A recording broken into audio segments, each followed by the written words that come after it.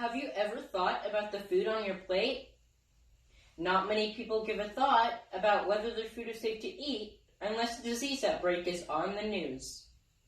Do you know how we make sure food is fresh?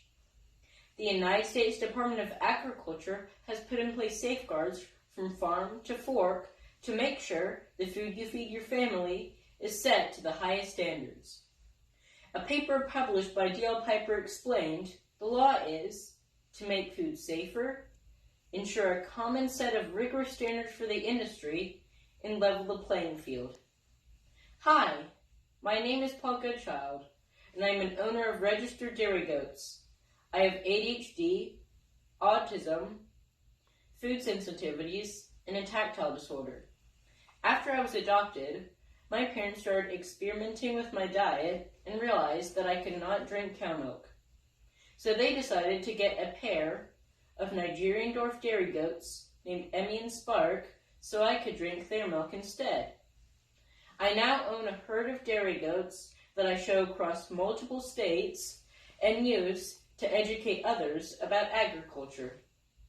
One reason we tattoo dairy goats is due to a contagious neurological disease called scrapie. It affects the goat's nervous system, causing the animal not to absorb nutrients, eventually killing them from starvation. It also causes a skin irritation, making the animal scrape and rub off its hair or skin due to itch off the irritation, hence the name scrapie. And some scientists believe that scrapie is potentially zoonotic. That is one reason why we tattoo dairy goats. Zoonotic is when a disease can be passed from an animal to a human.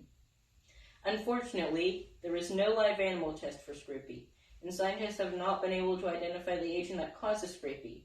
It is not only small and hard to isolate, but resistant to heat, ultraviolet radiation, and many disinfectants. So, how does the federal government track diseases to keep us safe if we don't know how it's caused or how to cure it? It brings me to the topic of tattooing dairy goats. Permanent identification is essential to track diseases potentially exposed to a disease with a long incubation period. It is a federal requirement for me as a livestock owner and a way to keep our food chain safe. The National Scrapie Eradication Program mandates all sheep and goats to have a tag, microchip, or a tattoo anytime they are moved off the farm where they are born. I bring my registration papers with me every time that match my animal's tattoos every time I bring them to a show. If an animal is to be identified with scrapie, it can be tracked using their unique identifier every place it is been to see where it contracted the disease and trace it back to its farm. This is one of the main reasons we tattoo livestock on our food chain. So now you know why we tattoo, but what exactly do we tattoo? Each tattoo has to be unique. Most goats are tattooed in the ears. The American Dairy Goat Association issues a farm tattoo. Ours is OKDK, which is a 4-letter abbreviation of Okedoke, our farm name. The farm name goes in the right ear. And the birth date and order go in the left.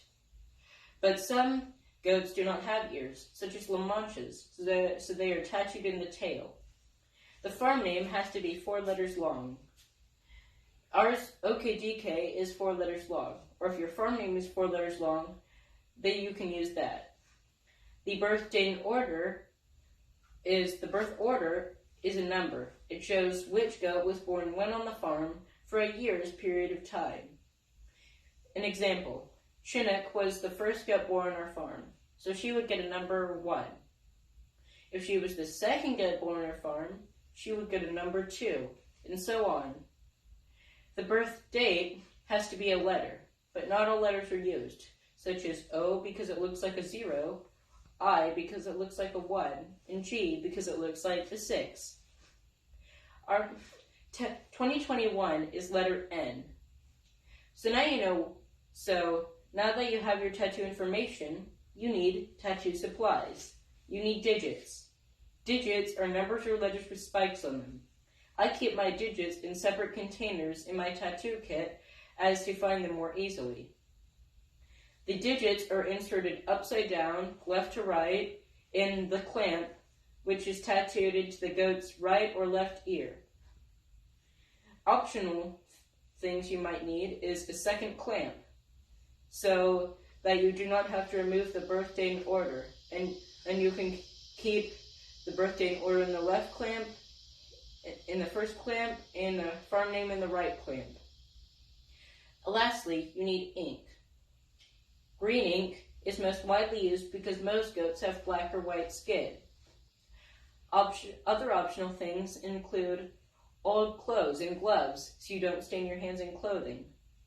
While scrapie is not widespread in the U.S., it is a type of fatal neurological disease that is potentially zoonotic, found throughout the world, and results in loss of life and revenue. Additionally, we have yet to see what causes scrapie and develop a test for live animals. I hope this speech educated my community about how farmers are working hard to help keep the food chain safe, from farm to fork, for consumers. Thank you for listening, and do you have any questions?